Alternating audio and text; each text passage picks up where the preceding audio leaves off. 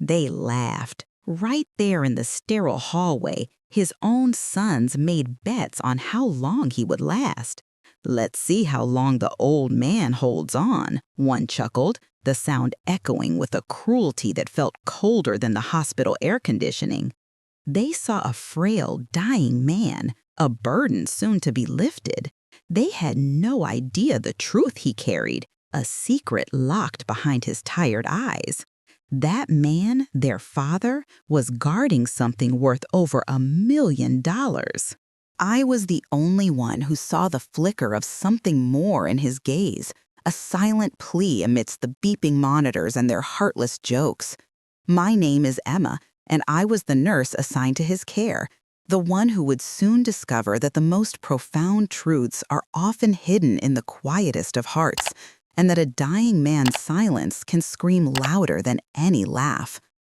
The first time I walked into Mr. Almeida's room, the air was thick with the scent of antiseptic and unspoken sorrow. He was a small man, swallowed whole by the stark white hospital sheets, his body a fragile landscape of protruding bones and paper-thin skin. His breathing was a shallow, rattling whisper, a sound that seemed to sync with the slow, persistent beep of the heart monitor, a metronome counting down the final moments of a life. But it was his eyes that truly captured me. While his body was surrendering to the inevitable, his eyes held a fierce, almost defiant light. They were deep pools of brown, clouded with pain yet startlingly aware, and they followed my every move around the room with a quiet intensity that felt less like observation and more like an assessment. I introduced myself, my voice soft against the room's mechanical hum, and as I adjusted his IV line, my fingers brushing against the cool, fragile skin of his wrist, I felt a subtle tension in him, a silent communication that transcended the need for words. He couldn't speak, a stroke having stolen that ability weeks before. But in that single, fleeting moment of contact, a story passed between us, a story of a life fully lived and a secret fiercely guarded. His sons, Ricardo and Felipe, were a constant, dissonant presence just outside his door. They were men in their late 40s, dressed in expensive shirts that seemed out of place against the hospital's sterile backdrop. They didn't come in to hold his hand or whisper words of comfort. Instead, they held a sort of vigil of their own. A macabre waiting game conducted in hushed yet clearly audible tones. "The life insurance policy should clear quickly, right? I've got a down payment on that new SUV waiting," I heard Ricardo say one afternoon, his voice a low murmur that carried through the cracked door. Felipe would just chuckle, a dry, hollow sound. "Just hope he doesn't linger too long. It's getting expensive, all this waiting." Their conversations were always about assets, properties, and timelines. "Hanging in there, old man?" Felipe would ask, the question dripping with a condescension that made my stomach turn. Mr. Almeida's eyes would simply close, a slow, deliberate shudder falling over that inner light, a silent retreat from their profound disregard. My shifts became a pilgrimage to that quiet room on the 3rd floor. While the rest of the hospital buzzed with frantic energy, Mr. Almeida's space was an island of profound silence, broken only by the rhythm of the machines that were keeping him alive. I started doing more than what my duties required. I would sit with him during my breaks, not speaking, just offering the simple comfort of a human presence. I'd read to him from the newspaper, my voice a soft monotone, and sometimes I'd just talk about my own life, the small frustrations and tiny joys that made up my world.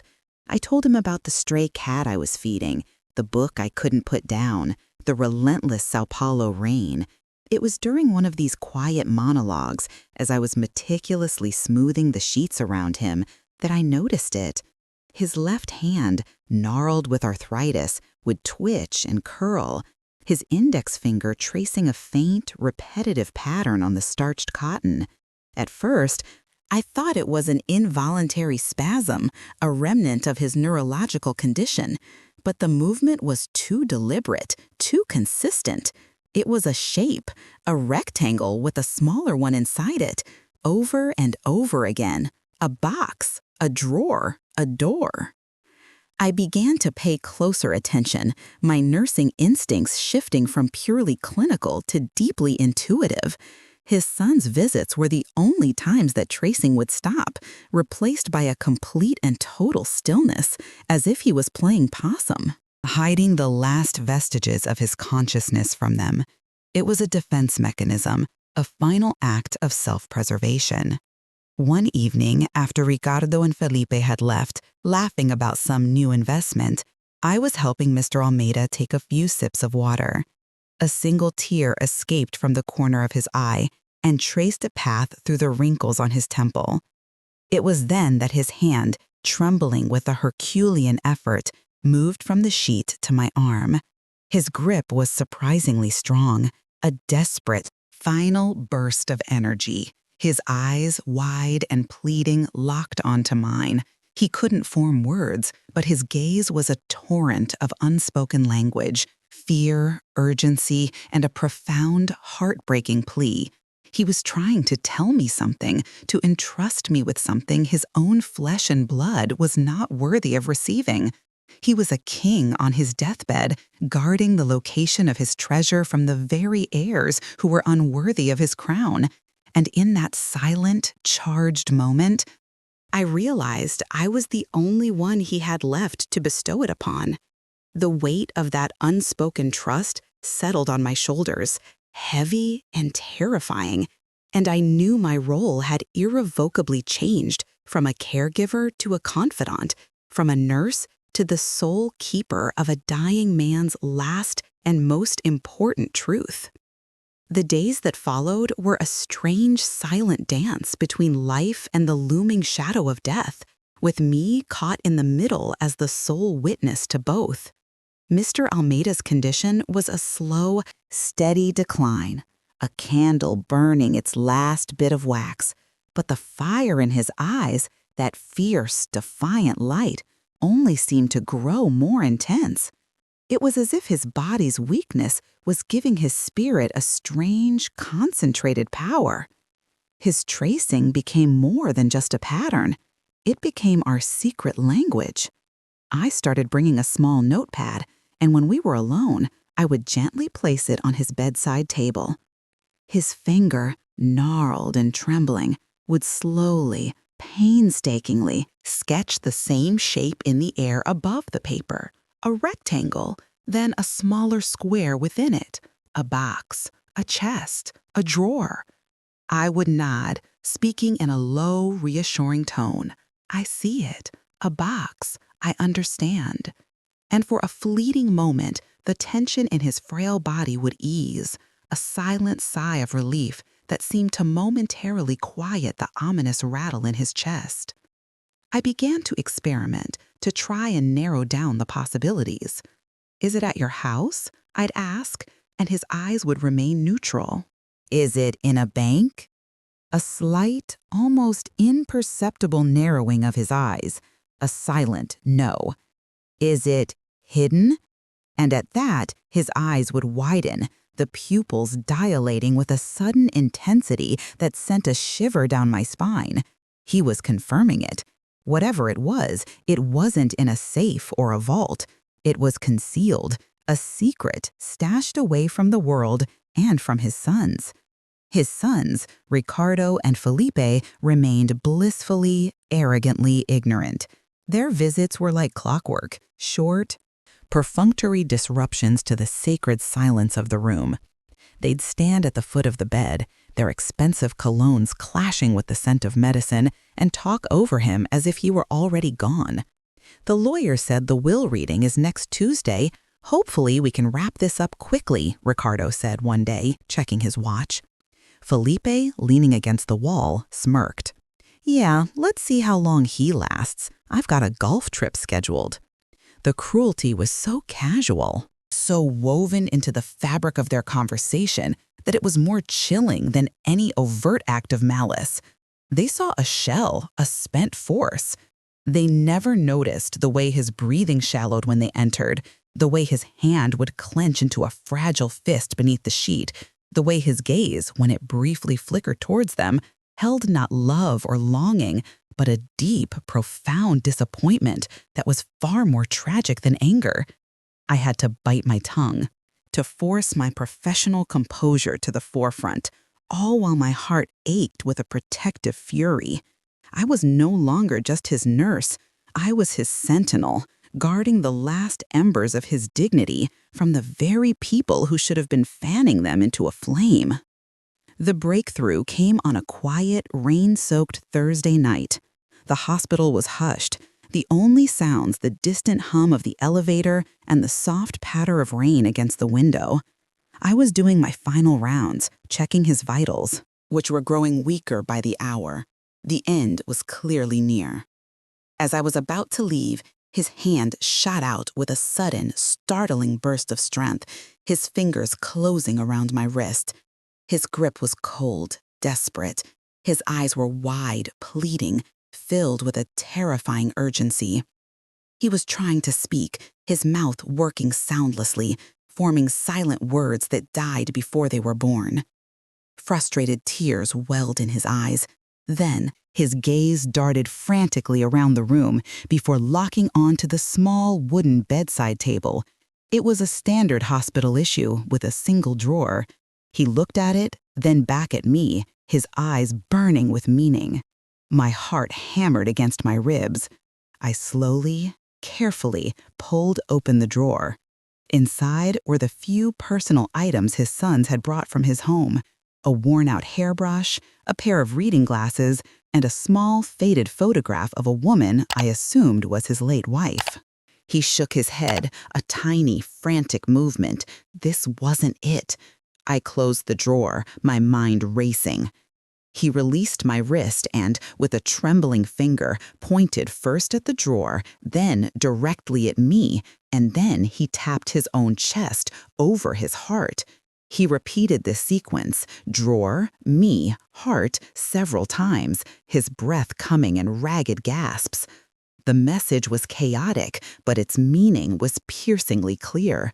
The secret wasn't in the hospital. It was connected to him, to his heart. And he was entrusting its location to me. He was giving me a key, but I had no idea what lock it fit. Exhausted from the effort, he fell back onto the pillows, his energy spent. But he wasn't done. With the last of his strength, his hand resumed its tracing on the sheet, but this time it was different. It was no longer just a box. He traced the rectangle. Then, inside it, he made a series of small vertical lines. It looked like slats, like the slats of a vent or the ribs of a cage. Then, his finger moved to a spot just below the shape and tapped insistently. A floor, something below. My breath caught in my throat. A floor vent? A loose floorboard under a drawer? The pieces were there, a puzzle laid out by a dying man, and I was the only one who could see the picture they were meant to form. The weight of it was immense, a responsibility that threatened to crush me.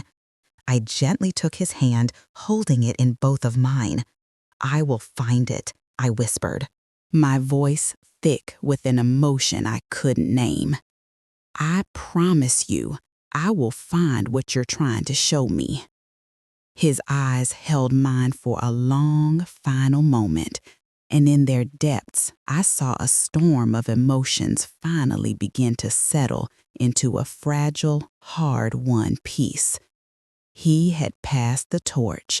The secret was now mine to uncover. This story is becoming so intense, and it really makes me think about the hidden battles people fight every day. It also makes me wonder about all of you watching, the different lives and places we all come from. If you're from a big city like New York or a quiet town somewhere, I'd be so curious to know, where are you tuning in from today? Let me know in the comments below. The morning after his frantic, silent instructions, a profound shift had occurred in room 307. Mr. Almeida was different. The fierce, defiant light in his eyes, the one that had burned so brightly through his pain, was now dimmed, replaced by a distant, glassy sheen. He had retreated deep within himself, as if the monumental effort of passing his secret to me had consumed the last of his conscious will.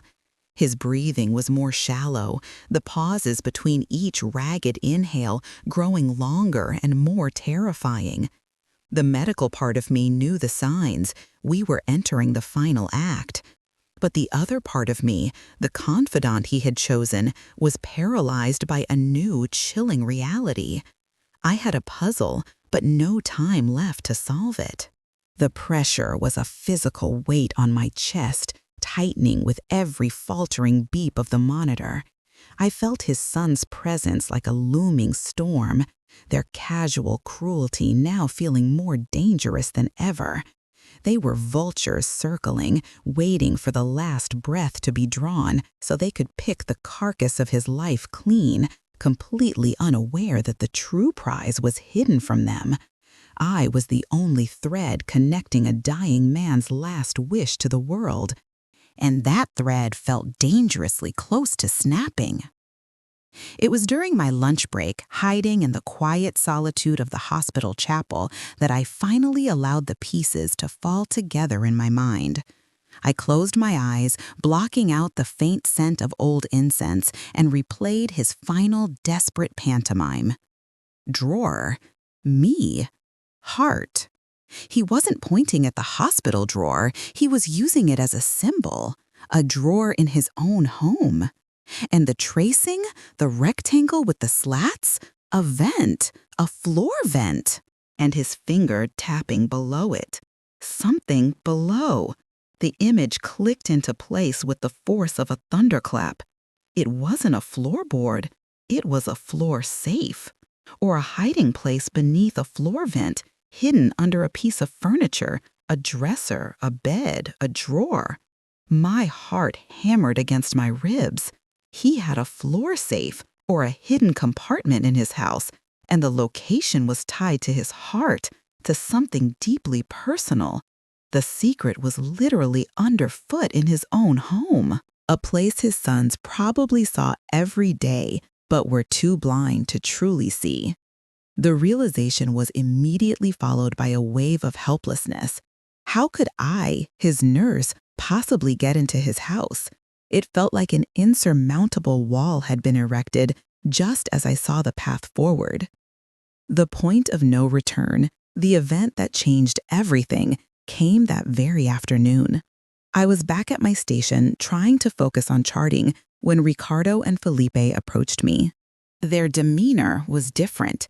The casual arrogance was now edged with a sharp, impatient energy. "Nurse," Ricardo began, his tone overly polite, but with an undercurrent of steel, "we need to get into our father's house. There are some important documents we need to locate for the eventual proceedings. We've been looking for the keys, but he must have them here. Have you seen a set of keys among his personal effects?" My blood ran cold. They were moving in. They were going to ransack his home, his sanctuary, while he still drew breath in this sterile room.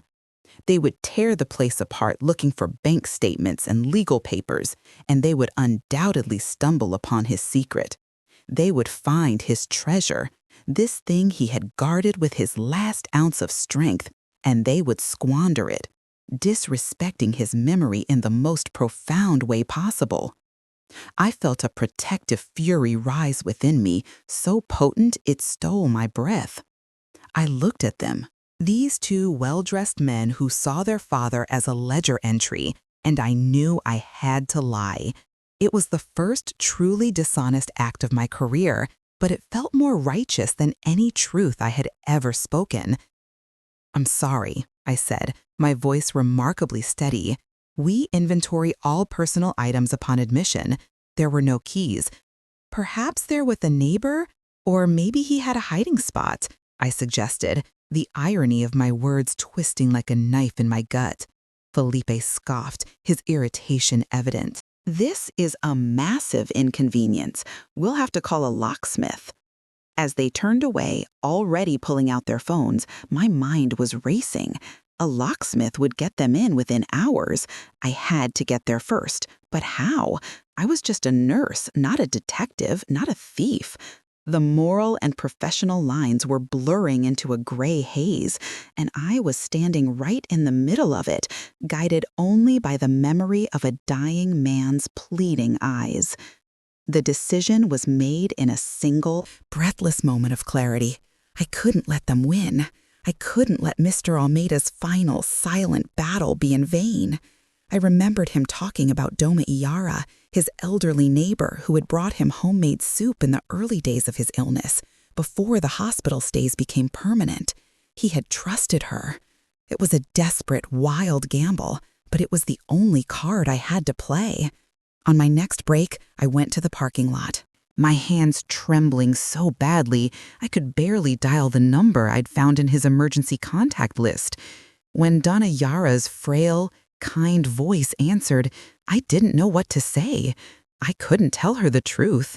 So I told her a half-truth, my voice choked with a real, visceral emotion. "Donna Yara, this is Emma, Mr. Almeida's nurse. He's taken a very bad turn. He's been very agitated, and he keeps trying to tell me something about a small metal box he needs from his house. He said it's very important, that it's for his peace. He mentioned you have a spare key for emergencies." I held my breath, the silence on the other end stretching for an eternity. I was asking her to betray the trust of 2 living sons for the whispered wish of a dying man. Finally, she spoke, her voice soft with sadness. "The poor man. He always was a private soul. Of course, my dear. He gave me a key years ago to water his plants. If it will bring him peace, you should have it. Please, come by. I trust you."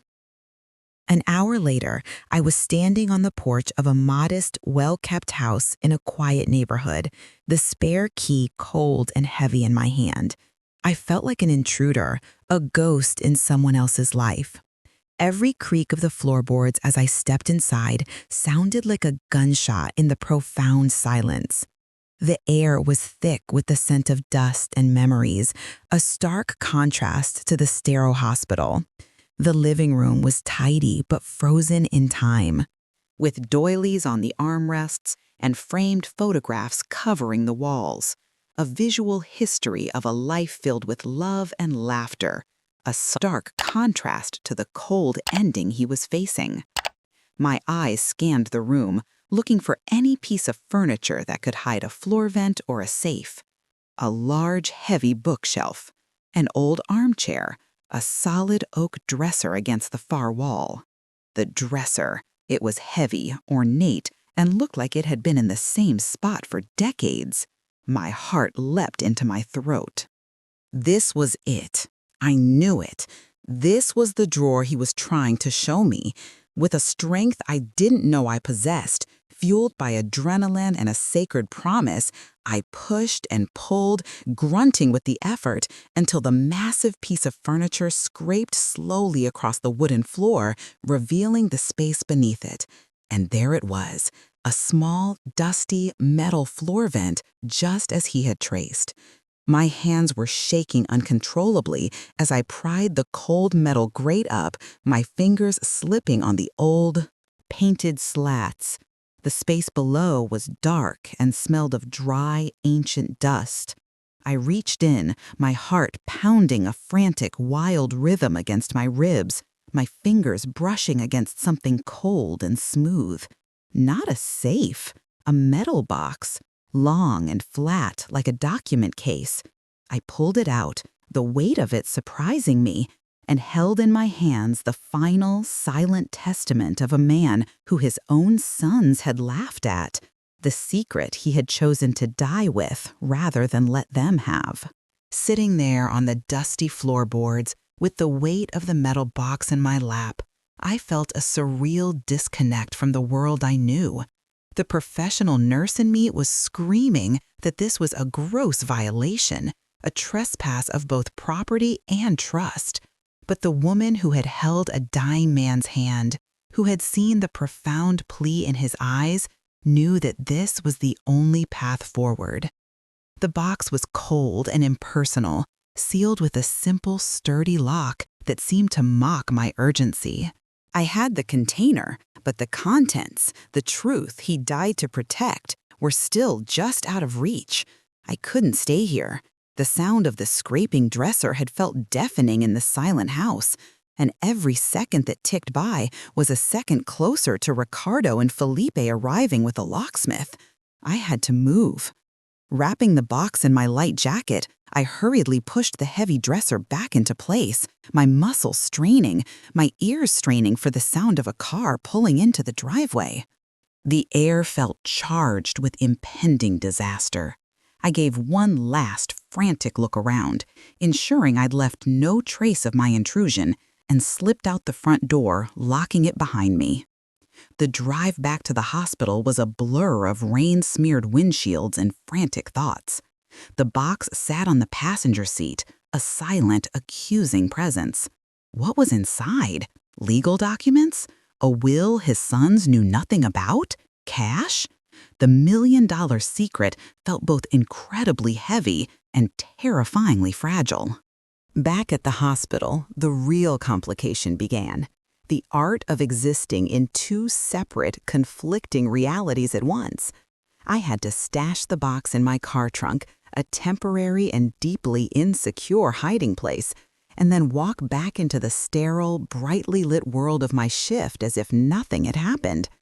As I approached the nurse's station, my heart was still hammering a frantic rhythm against my ribs. I tried to fall into the comforting, mindless routine of checking charts and preparing medications. But my hands wouldn't stop trembling.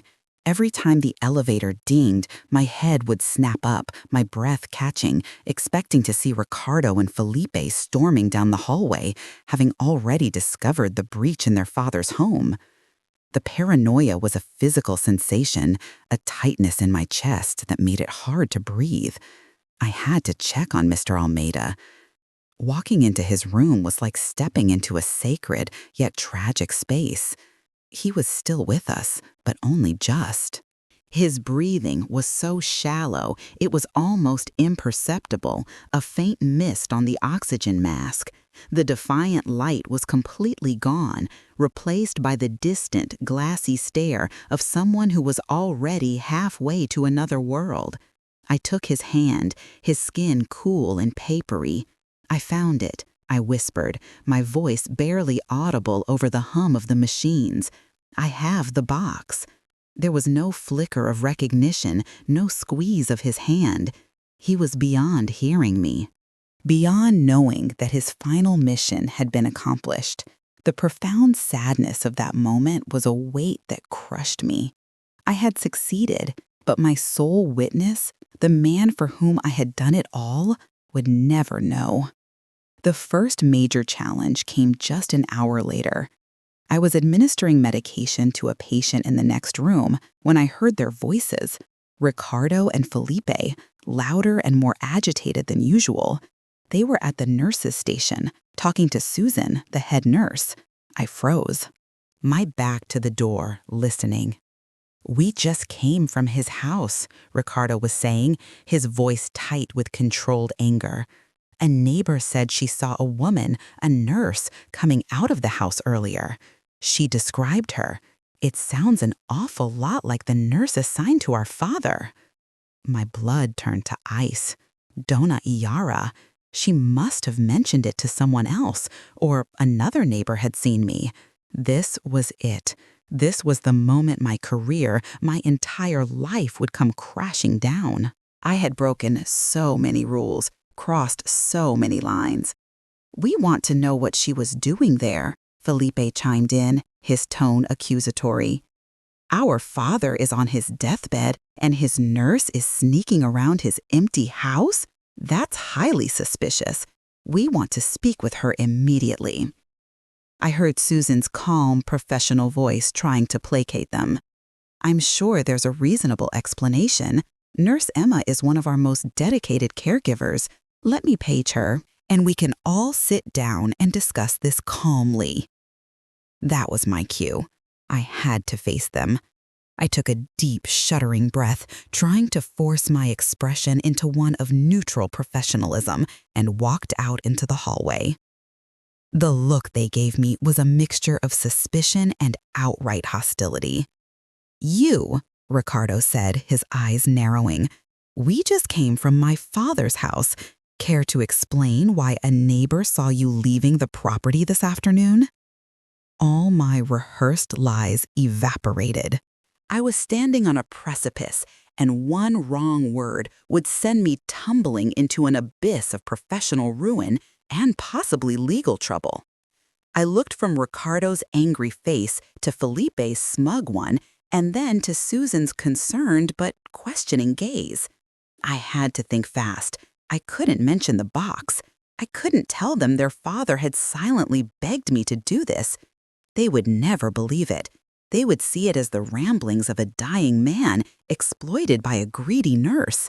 So, I reached for the only part of the truth I could safely use, the part that painted me as overly sentimental, not criminal. I let my shoulders slump, injecting a genuine weariness and sadness into my voice. "I did go there," I admitted, my voice soft. "And I am so sorry if I overstepped. It's just, Mr. Almeida, before he lost consciousness, he was so agitated. He kept trying to say something about a photograph of his wife. He said it was in his bedside table at home and that he needed it. He said it was the only thing that brought him peace." I looked directly at Susan, appealing to her understanding of a patient's final wishes. It was a moment of weakness. I just wanted to bring him that small comfort, to honor what might be his last coherent wish. The neighbor, Doniara, gave me the key. I found the photograph, brought it back, and placed it in his hand. He's holding it right now. It was a desperate, calculated risk. I had, in fact, taken the photograph from the hospital drawer and placed it in his hand when I'd whispered to him earlier, creating a plausible, visible reason for my actions. There was a long, tense silence. Felipe looked skeptical, but Ricardo's anger seemed to deflate slightly, replaced by a confused frustration. They couldn't argue with the sentimental act of a nurse bringing a dying man a picture of his late wife. It made me look foolishly compassionate, not treacherous. Susan placed a calming hand on my arm. "Emma, you know that's against protocol.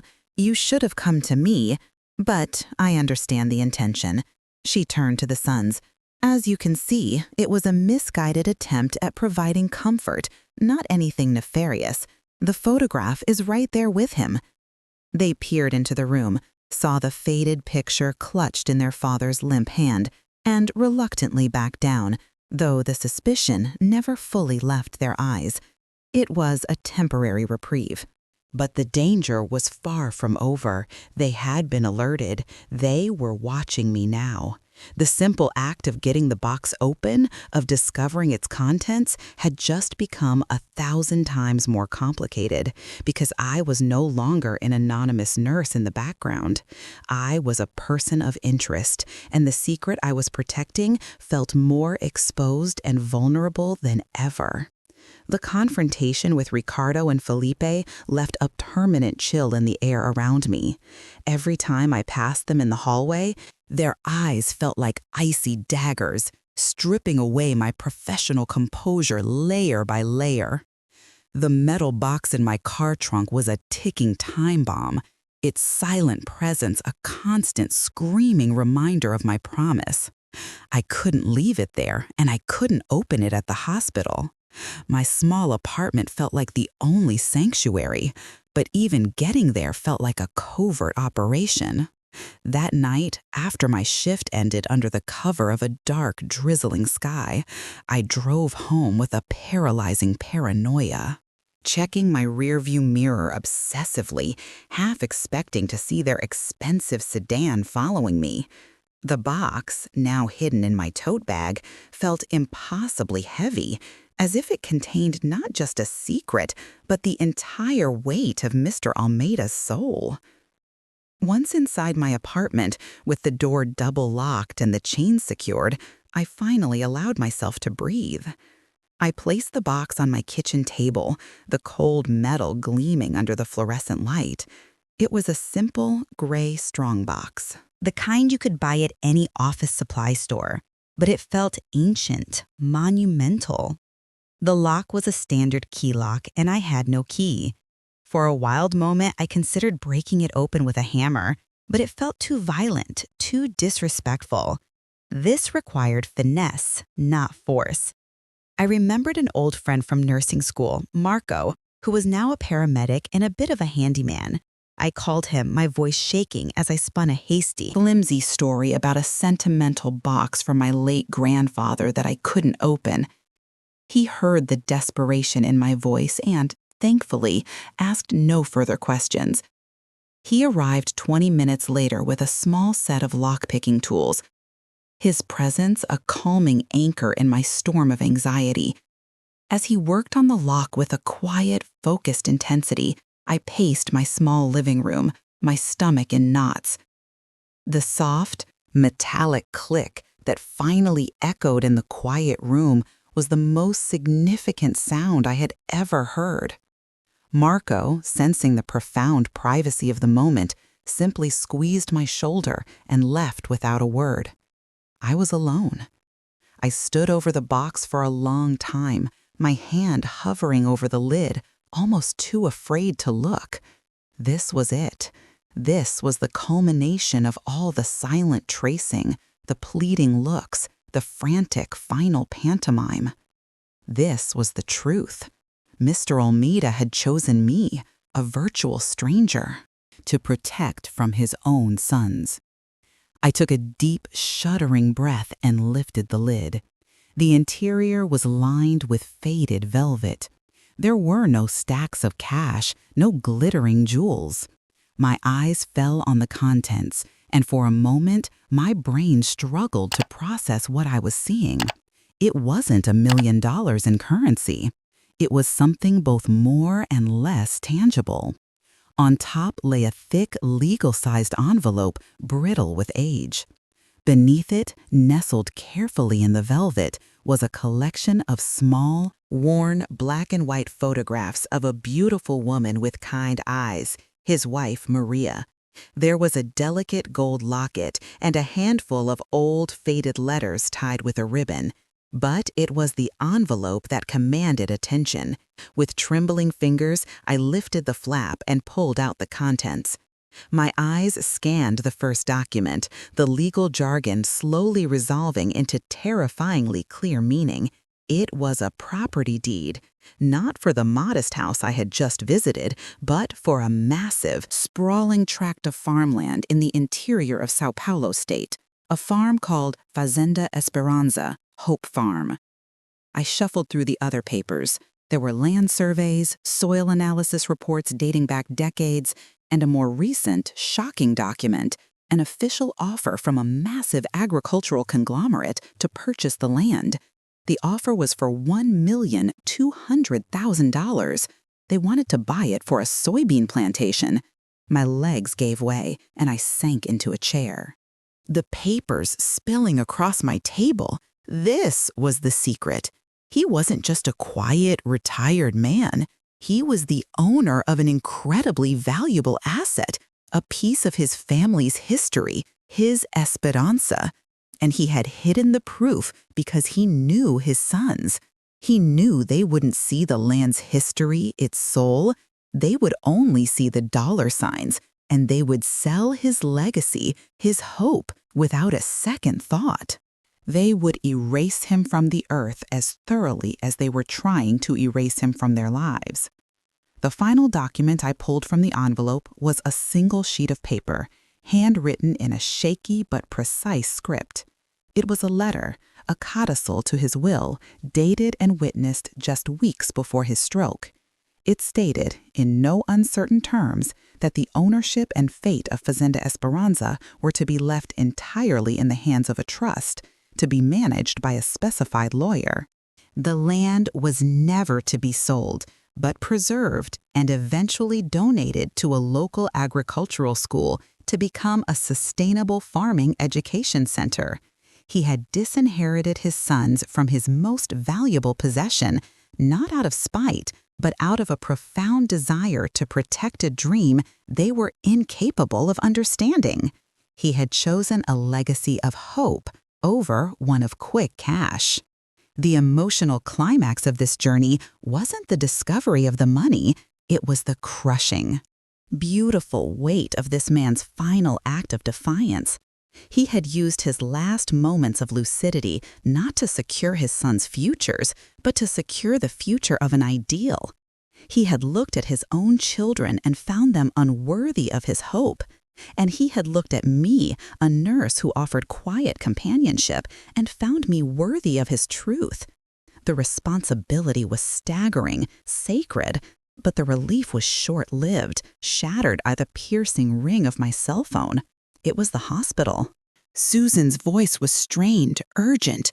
"Emma, you need to come back, now. It's Mr. Almeida. He's actively passing. And his sons, they're in his room, and they're being very aggressive. They're demanding to see you. They said they know you have something that belongs to them." My blood ran cold. How could they know? Had Marco said something? Had they put a private investigator on me? It didn't matter. The final battle was here, and it was happening at his deathbed. I shoved all the documents back into the box, my hands fumbling in a blind panic, and ran out of my apartment, the box clutched tightly to my chest.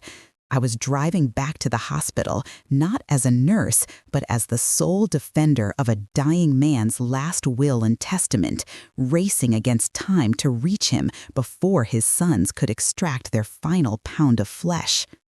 The hospital hallway seemed to stretch into infinity as I ran towards his room, the box a heavy shield against my body. I could hear their raised voices even from a distance.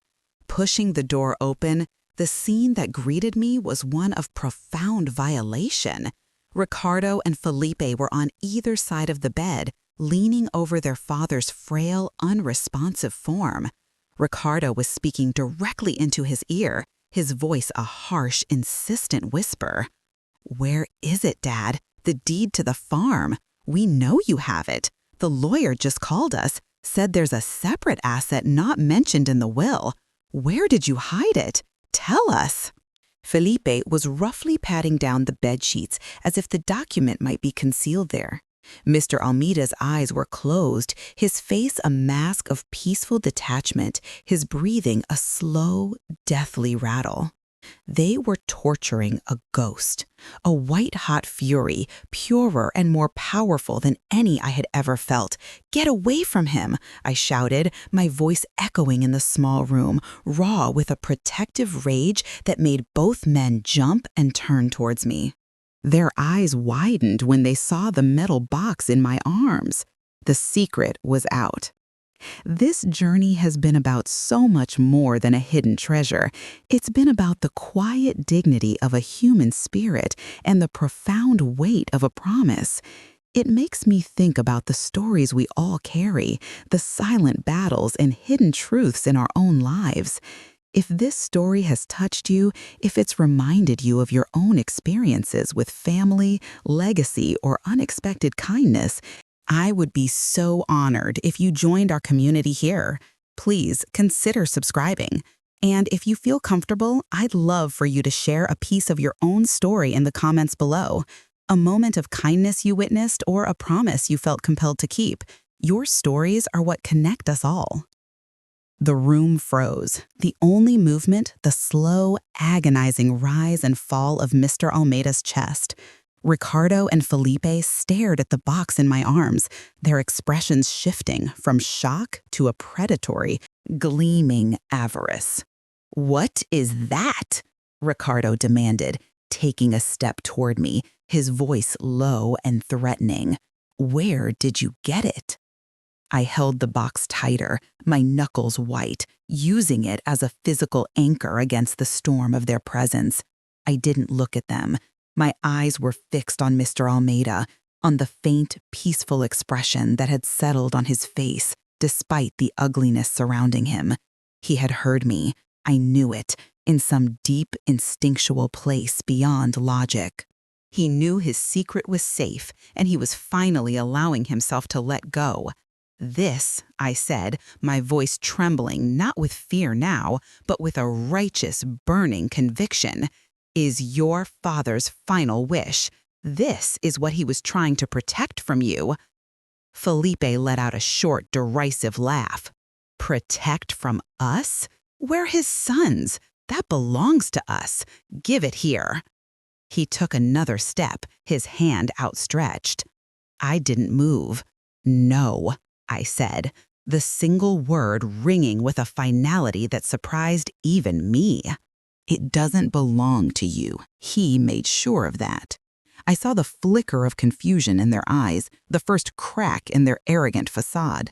They had expected a cowed, frightened nurse, not a guardian standing between them and their inheritance.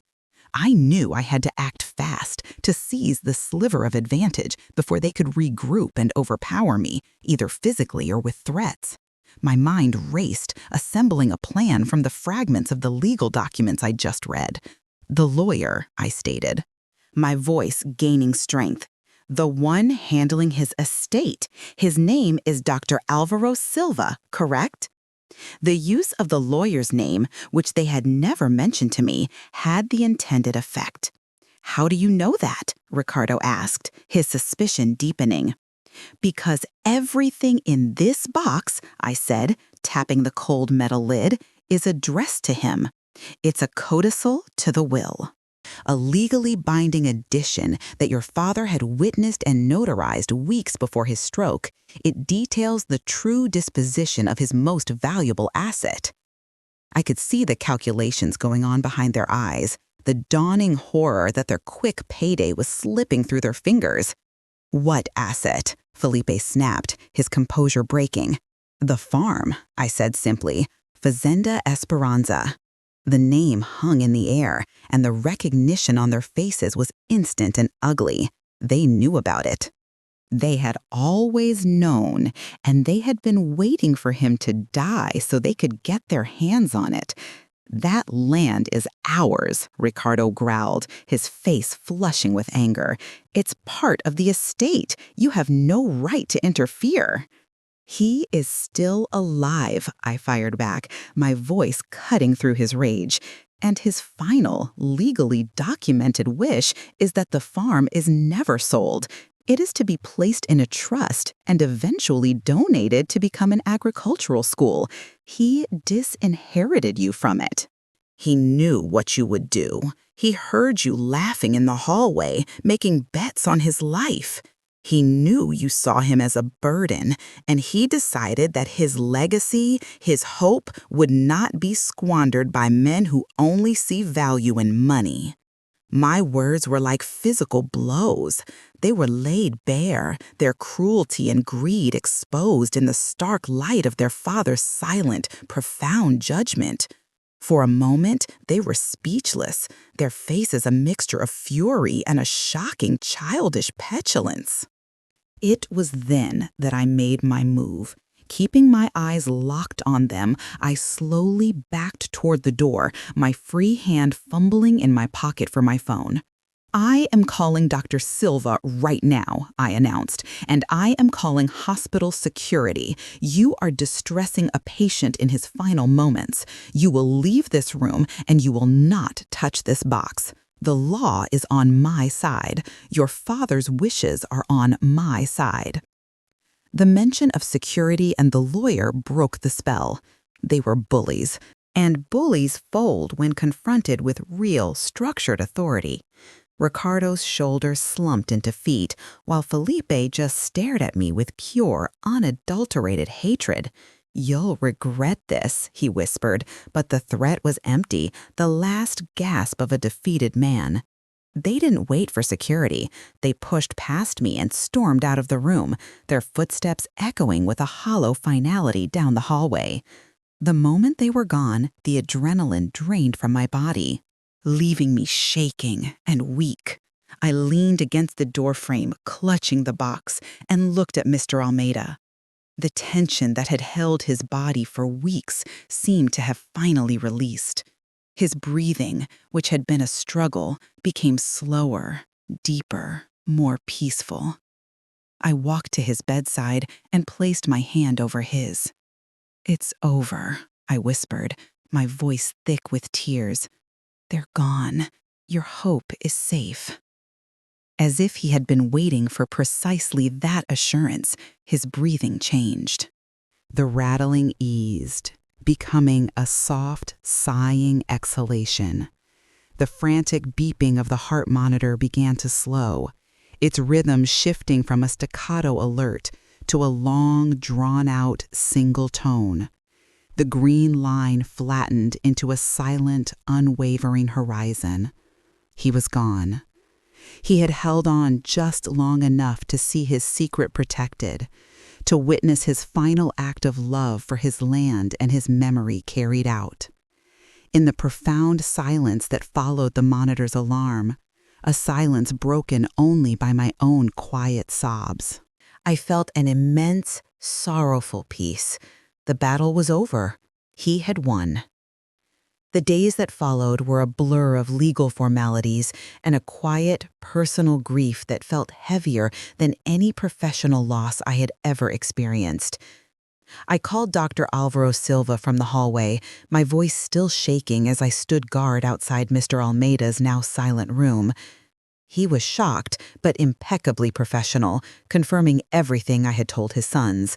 The codicil was ironclad, witnessed, and notarized, leaving no room for their challenge. Ricardo and Felipe, stripped of their main prize, still inherited the house and his modest savings, but the soul of their father's legacy, the $1 million secret, was forever beyond their reach. They slunk away from the hospital without another word to me, their departure as hollow as their presence had been. The funeral was a small, somber affair. I stood at the back, watching as a handful of old friends and Dona Yara paid their respects. His sons were there, dressed in black, their faces unreadable masks. I wondered if they felt any shame, any flicker of the love they had so carelessly trampled, but I saw only a stiff, remote formality. They had lost more than an inheritance. They had lost the chance at redemption, at understanding the man their father truly was. For me, life had to return to the rhythm of the hospital, but I was irrevocably changed. The stark white walls and the constant hum of machines now held a deeper meaning. Every patient was a universe of unspoken stories, of hidden joys and silent sorrows. I found myself listening more intently, not just to words, but to the spaces between them, to the tremor in a hand, the look in a weary eye, the unspoken plea that often speaks the loudest. The metal box was safely transferred to Dr. Silva's care, and with it, the responsibility for Fazenda Esperanza. He later told me that the process to establish the trust was underway, and that in a year's time, the land would begin its new life as a center for sustainable farming education, just as Mr. Almeida had dreamed. His hope would literally take root in a new generation. That knowledge was a balm to my spirit, a beautiful, living monument to a promise kept. The true conclusion to this story, the final answer to the how of it all, wasn't found in a courtroom or a bank vault. It was revealed in the quiet aftermath, in the profound spiritual truth that settled in my heart. Mr. Almeida didn't hide his secret because he was greedy or spiteful. He hid it because he was a guardian. He was protecting a memory, the love for his wife, Maria, whose photograph was his most treasured possession. He was protecting a dream, the hope that the land his family had nurtured for generations could continue to give life, not be paved over for profit. And in his final, wisest act, he was protecting that dream from the very people who should have cherished it most, but who had proven themselves incapable of seeing its true worth. His silence wasn't weakness, it was his ultimate strength. His inability to speak wasn't a prison, it was the filter that ensured his truth would only be heard by a heart that was open enough to listen without judgment, to see beyond the surface of a dying man to the vibrant, passionate soul within. This journey taught me that the most valuable treasures in this world are rarely the ones with a price tag. They are the unbreakable bonds of trust formed in the most vulnerable moments. They are the courage to make a promise to a dying man and the fortitude to see it through, even when every rule and convention screams for you to stand down. They are the legacy of hope that outlives a lifetime. Mr. Ratsky-Orleff, Almeida's million-dollar secret was never the land itself. It was the profound love and the fierce protective hope that the land represented. He entrusted that to me not because I was special, but because I was present. I was willing to sit in the silence with him, to offer the simple human comfort of a shared moment. And in doing so, I became a vessel for his final, most important message to the world. We live in a world that often values noise over quiet, wealth over worth, and speed over stillness. But this experience was a powerful reminder that it is in the quiet, still moments that the deepest connections are forged. It is in the stillness that we can hear the whispers of a heart that can no longer shout. And it is in the selfless act of listening that we can become part of a story far greater than ourselves. I was just a nurse doing my job, but by choosing to see the person behind the patient, I became a keeper of a legacy, a defender of a dream, and a witness to the incredible, enduring power of a quiet heart's defiant, hopeful song.